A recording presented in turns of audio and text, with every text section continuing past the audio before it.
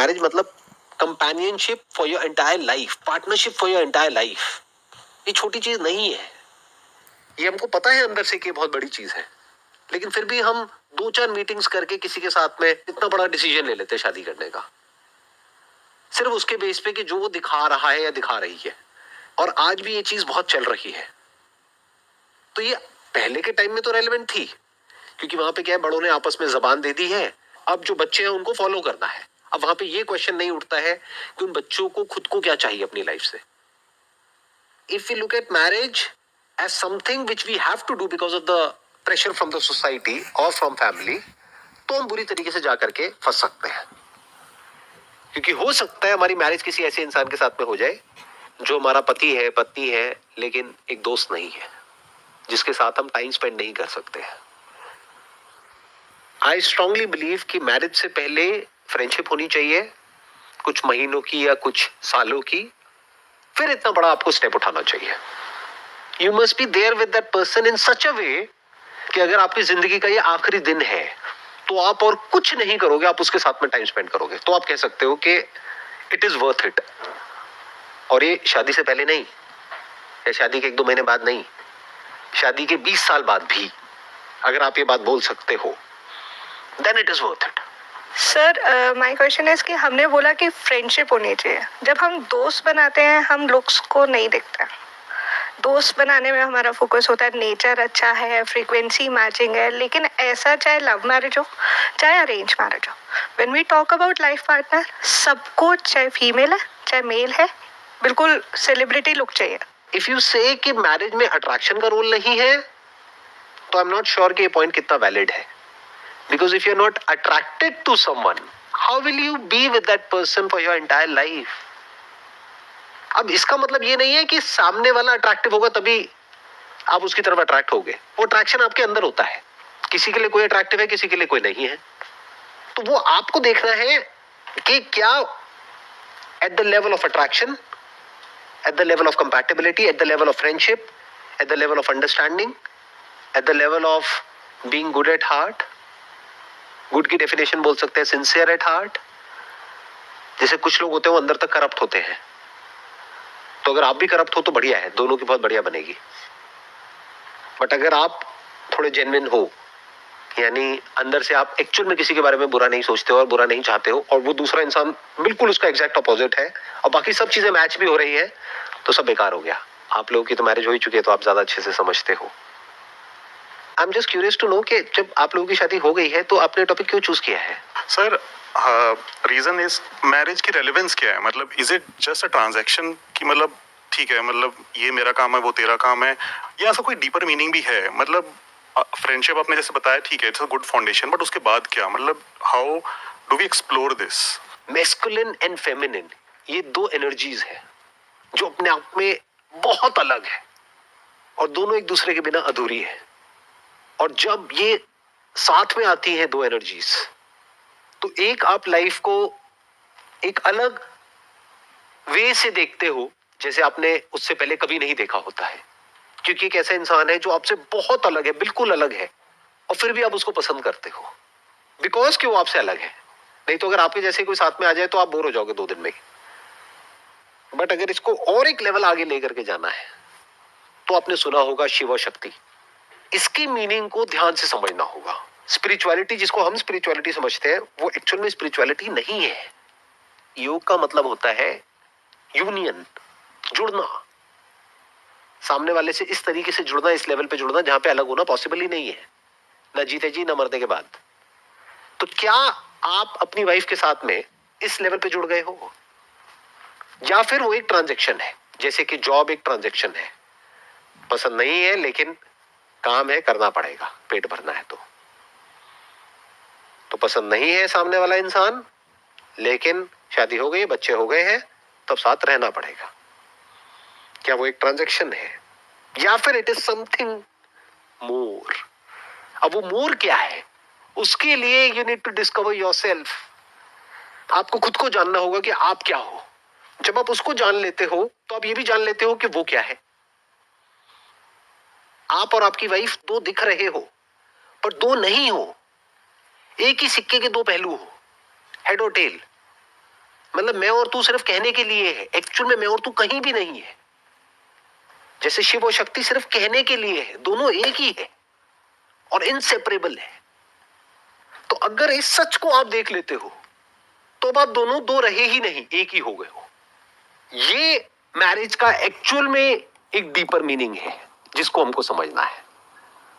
This is like a communion of two separate entities जो actual में separate नहीं है, लेकिन सिर्फ माइंड के लेवल पे सेपरेट है। लेकिन अगर माइंड के लेवल पे भी वो सेपरेशन मिट जाता है तो जो बचा रह जाता है उसको प्यार कहते हैं। ये हो गया हाईएस्ट जो पॉसिबिलिटी है एक मैरिज की। मैरिज से पहले हमें एक टाइम मिलता है जिसमें हम एक दूसरे से मीटिंग करते हैं, एक दूसरे को समझते हैं, mental level, IQ level, compatibility. After the marriage हम एक जॉइंट फैमिली से बिलोंग करते हैं। उसके बाद कुछ डिफिकल्टीज ऐसी आ जाती हैं जहाँ पे इफ आउट चलता रहता है, इवन आउट चलता रहता है। Something you can say like that सास बहू पॉइंट। इस सिनेरियो को, इस मेरे क्वेश्चन ये है कि हम फैमिली को, अपनी लाइफ को, जब हम ऐसा पेरेंट बन जाते हैं तब हम पैनिक नहीं हो सकते हर मोमेंट के ऊपर। हमें भी समझना है और हम चाहते हैं हमारे पेरेंट्स भी समझे, बट हमें लगता है कि वो नहीं समझ सकते बिकॉज ये ट्रेडिशनल ऑर्थोडेंटिक सोच के हैं वो। तो हम उस टॉपिक का क्या आंसर होगा सर, हम कैसे सर्वाइव करें उससे? तो हम ये कर सकते हैं, आप अपने पेरेंट्स को तो नहीं बदल सकते, खुद को तो बदल सकते हैं ना। करेक्ट। क्या हम खुद अपने आप से बोल सकते हैं कि जब मेरे जो बच्चे हैं वो बड़े हो जाएंगे तो I will give them complete freedom to do whatever they want to do, to be whatever they want to be, to live wherever they want to live, और मैं उनकी लाइफ में इंटरफेयर नहीं करूंगा। This is love. हम love का मतलब ये समझते हैं कि ये मेरा बच्चा है, इस पे मैंने कब्जा कर लिया है। ये लव होता है क्या? लव अगर सीखना है तो पंछियों से सीखो। जब एक पंछी के अंडे में से उसका बच्चा निकलता है तो वो उसको धक्का मारती है पेड़ के ऊपर से। उसमें कई बार वो गिर करके मर भी जाता है, उड़ नहीं पाता है, लेकिन वो धक्का जरूरी है ताकि वो खुद उड़ सके। नहीं तो वो उड़ ही नहीं पाएगा, कभी उड़ना सीख ही नहीं पाएगा। वो एक वक्त होता है, एक मूवमेंट होता है। तो that movement is when you are 18 years, 19 years, maximum 20 years old। अब आपके पेरेंट्स को आकर के आपको बोल देना चाहिए कि अब तुम्हें क्या करना है अपनी लाइफ में, वो तुम्हारी रिस्पॉन्सिबिलिटी है। कैसी बनाना है अपनी लाइफ को, वो तुम्हारी रिस्पॉन्सिबिलिटी है। We have got nothing to do with that. लेकिन ये हम तब बोल सकते हैं जब हमारा खुद का रिलेशन अच्छा होगा। जैसे एक वाइफ है, उसकी हस्बैंड से नहीं बनती, तो उसके लिए क्या है, बच्चे ही सब कुछ है। मेरा बेटा, और मान लो वो बेटा इकलौता है, तो उसकी जान कहां अटकी हुई है? जैसे कहानी सुनी थी ना बचपन में, एक तांत्रिक की जान तोते में अटकी होती है, तो इस माँ की जान उस बच्चे में अटकी हुई है। अब जैसे इस बच्चे की शादी हुई तो ये बच्चा दूर गया अपनी माँ से, तो अब उस माँ की हालत खराब, क्योंकि पति से नहीं बनती है।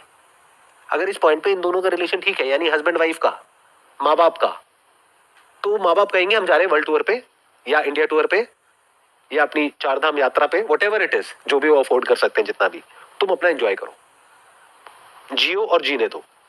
तो समझ गए ये सब कहां जाकर के जुड़ रहा है, कहां जाकर के कनेक्ट हो रहा है कि मैरी अ पर्सन जिसके साथ में आप अपनी पूरी जिंदगी स्पेंड करना चाहते हो और कर सकते हो। ऐसे नहीं कि जल्दीबाजी में किसी से भी शादी कर ली कुछ भी देख करके। इनफैक्ट मेरे पिछले सेशन में मैंने बात करी है डाउरी के बारे में, वो सेशन है सेल्फ रिस्पेक्ट के बारे में जिसपे मैंने बात करी है। ये एक और बहुत इंपॉर्टेंट फैक्टर है।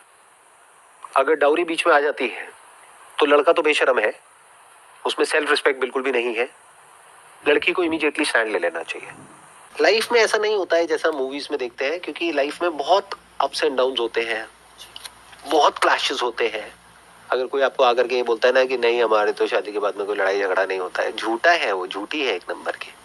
इंस्टाग्राम पे, फेसबुक पे सब झूठ है।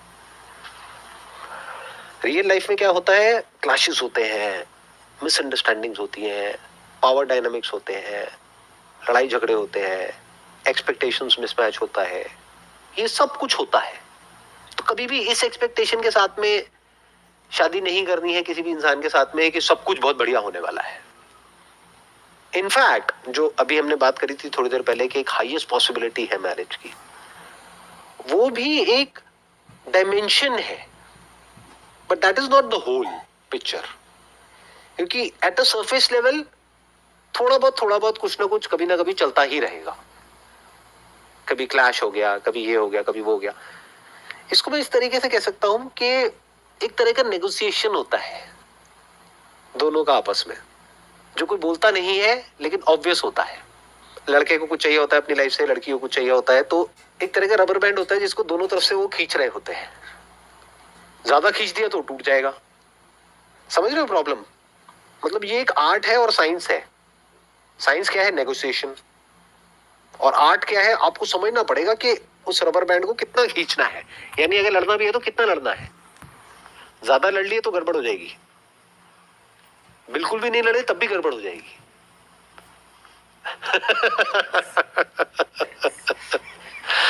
आप लोग इसलिए हंस पा रहे हो क्योंकि समझ पा रहे हो ना। अगर अभी कोई 20-22 साल का बच्चा होता तो समझ नहीं पाता, तो आप समझ ही रहे हो ये सब क्या होता है। एज ग्रुप ऐसी है, शादी हो चुकी है, तो आप समझ पा रहे हो एक एक बात को जो मैं कह रहा हूं, है ना। तो जो कहता है कि नहीं शादी में लड़ाई नहीं होनी चाहिए, वो बेवकूफ है।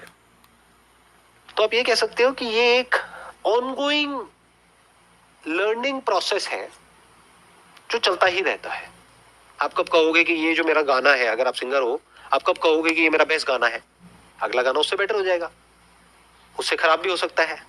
तो ऐसे ही in marriage you can never be perfect. In fact life is imperfect.